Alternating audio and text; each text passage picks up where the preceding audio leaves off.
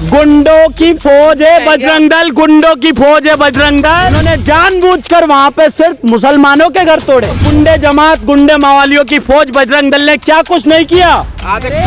अंधभक्तों, सिर्फ मुसलमान को टारगेट करो।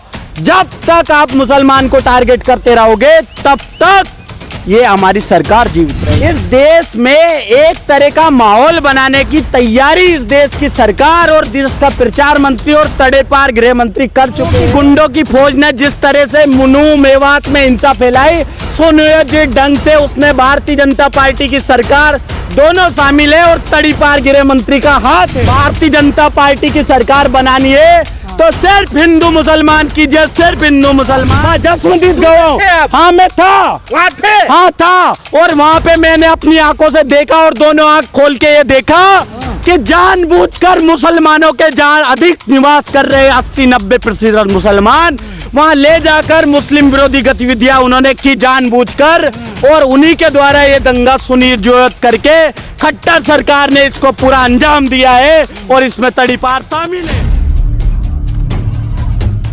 आप एक बात बताइए मुझे, जो अनिल विज उसी सरकार में उसी राज्य में मंत्री है, क्या कहा उन्होंने? पक्ष रखा कि नहीं रखा? मोनू मानेसर का पक्ष रखा कि नहीं रखा? बताइए आप मुझे। इस देश में एक तरह का माहौल बनाने की तैयारी इस देश की सरकार और देश का प्रचार मंत्री और तड़ेपार गृह मंत्री कर चुके हैं कि कुछ भी नहीं करना है मेरे साथियों, आपको, मेरे देशवासियों, और खास तौर से मेरे अंधभक्तों, सिर्फ मुसलमान को टारगेट करो। जब तक आप मुसलमान को टारगेट करते रहोगे तब तक ये हमारी सरकार जीवित रहेगी। उसीलिए उन्होंने जानबूझकर वहां पे सिर्फ मुसलमानों के घर तोड़े।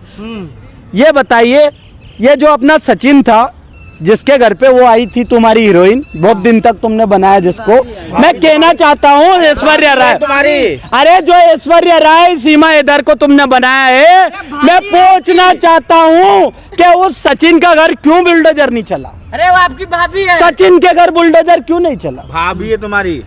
इसी तरह ये तैयारी कर चुकी है सरकार कि जानबूझ के प्रयास करना है कि हमको सिर्फ हिंदू मुस्लिम का माहौल इस देश के भीतर बनाना है। भड़का रहे थे बिट्टू बजरंगी। यही तो मैं कहना चाहता हूँ, आपको याद होगा, हाँ, अच्छे तरीके से मुझे याद होगा। हाँ। आज की चाबी सीमा भाभी, सुन तो लीजिए, हम आपको बताना चाहते हैं, मेरी बात ध्यान पूर्वक सुनिए। जब चुनाव हो रहे थे कर्नाटक के भीतर, तो कितना इन गुंडे जमात, गुंडे मावालियों की फौज बजरंग दल ने क्या कुछ नहीं किया। आप एक हिंदू को कट्टर क्या कह रहे हैं? गुंडों की फौज है बजरंग दल, गुंडों की फौज है बजरंग दल, और को आप गुंडे कहेंगे? मैं कह रहा हूं कि गुंडों की फौज ने जिस तरह से मुनू मेवात में हिंसा फैलाई, सुनियोजित ढंग से उसमें भारतीय जनता पार्टी की सरकार दोनों शामिल है और तड़ीपार गृह मंत्री का हाथ है। अरे आपको डर नहीं लग रहा है कहीं आपको ठुस ठुस मार दे गोली तो? मैं तो कहना चाहता हूं भाई साहब, इस देश में भुखमरी से मरना, गरीबी से मरना, बेरोजगारी से मरना, जिस तरह मेरे जैसे लाखों डिग्रीधारी युवक घूम रहे हैं, वो लोग एक तरह से मर ही रहे हैं, और जिस तरह से वो मार रही है देश की प्रधानमंत्री की सरकार, उनको सबक सिखाने के लिए अब ज्यादा दिन बचे नहीं है। लेकिन जिस तरह से सीएम खट्टर कह रहे हैं कि पुलिस हर लोगों की जिम्मेदारी नहीं ले सकती, तो क्या फेल है सर? मैं तो कहना चाहता हूँ, ये तो इन खट्टर भाई साहब ने कहा, आप कभी कभी उस मणिपुर के मुख्यमंत्री भाई साहब का भी जिक्र कर लिया करो, जो ये कहता है कि ये नग्न घुमाने वाली घटना और सामूहिक बलात्कार करने की घटना मणिपुर में एक अकेली नहीं हुई है, ऐसी लाखों घटनाएं मणिपुर में हो चुकी है। ये कौन कह रहा? उस देश का, उस राज्य का सिटिंग चीफ मिनिस्टर। तो मैं धन्यवाद दे रहा हूँ इस हरियाणा के मुख्यमंत्री मनोहर लाल खट्टर को, जो ये कह रहा है कि भाई साहब पुलिस सबकी जिम्मेदारी नहीं ले सकती, कम से कम उसने उतना नीच बयान तो नहीं दिया। हाँ, तो लेकिन जो जिन लोगों ने मस्जिद में घुसकर मौलाना को मारा, उनके घरों पर बुलडोजर नहीं चला। मैं वही कह रहा हूं भाई साहब, कुछ भी नहीं करना है इस देश में। अगर आपको भारतीय जनता पार्टी की सरकार बनानी है तो सिर्फ हिंदू मुसलमान कीजिए, सिर्फ हिंदू मुसलमान। जब तक कोई भी हिंदू, चाहे वो किसी भी कम्युनिटी का हो, हिंदू में कई तरह की कम्युनिटी है, आदिवासी हिंदू है क्या, दलित हिंदू है क्या, नहीं है ना। मैं कहना चाहता हूं तो इसी तरह ये बांट रही है, सिर्फ मुस्लिम को टारगेट कर रही है। क्या आपको लगता है कि हिंदू मुस्लिम सिर्फ हो रहा है हिंदुस्तान में, लेकिन उनके बच्चे तो बड़े बड़े यूनिवर्सिटीज में, बड़े अच्छे यूनिवर्सिटी में बाहर पढ़ते हैं, क्या कहेंगे ऐसे नेताओं के बच्चों के बारे में? देखिए मैं कहना चाहता हूं सभी तरह के बिल अभी तक आप लोग की सरकार लेके आई है, हर तरह के बिल ये देश की मोदी सरकार लेके आई कि नहीं आई बताओ? यूसीसी लेके आने की कोशिश कर रही, एनआरसी लेने का, सुन तो लीजिए। अरे कानून नहीं होना चाहिए। मैं कह रहा हूं तो समान शिक्षा क्यों नहीं होनी चाहिए इस देश के भीतर? मैं आपसे ये पूछना चाहता हूं, इस देश में समान शिक्षा क्यों ये देश एक बिल लेके नरेंद्र मोदी नहीं लेता? डर नहीं लग रहा मोदी जी से आपको? मोदी जी से सिर्फ गुंडे जमात की फौज और उनके अंधभक्त डरते हैं। इस देश का कोई भी नागरिक इस देश के प्रचार मंत्री से नहीं डरता। वाले लोग जो है सनातन धर्म को बचा रहे हैं, गौ रक्षक है, आप उनको आप शब्द कह रहे हैं। मैं कहना चाहता हूं कि यूपी में सबसे ज्यादा बीफ एक्सपोर्ट होता है कि नहीं होता है? पहले हाँ और ना में जवाब दो। हाँ होता है। तो यूपी में किसकी सरकार है?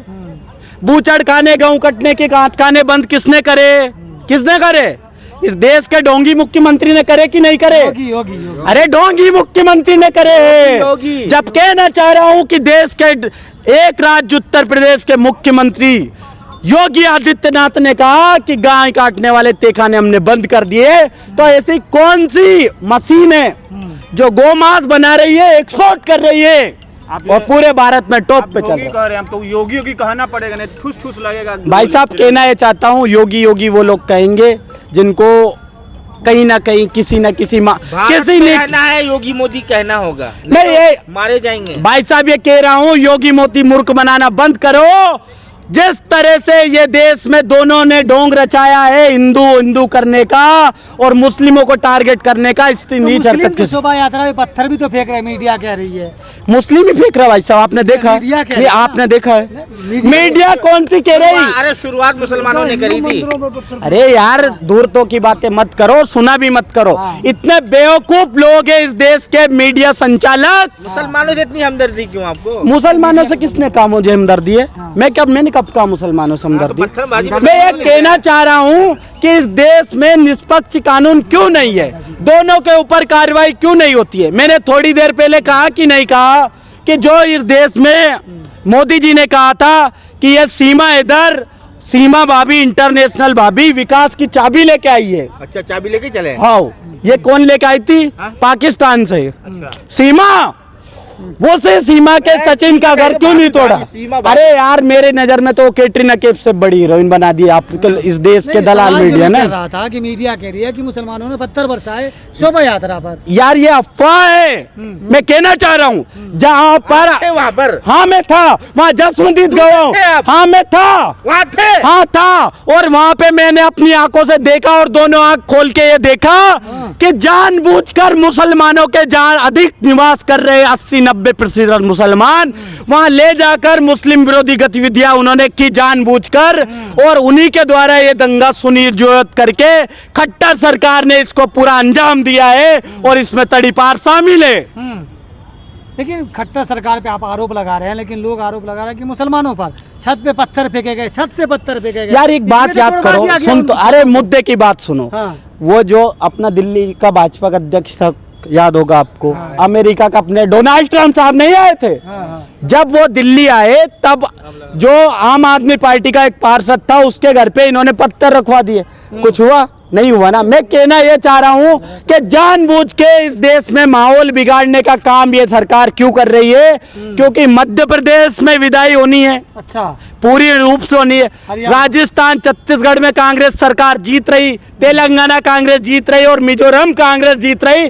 तो इस देश में जब दिसंबर के महीने में वोट डलने वाले हैं तो ये देश की भाजपा सरकार जानबूझकर ये देश में तनावपूर्ण माहौल बना रही है। चलिए ठीक है, धन्यवाद।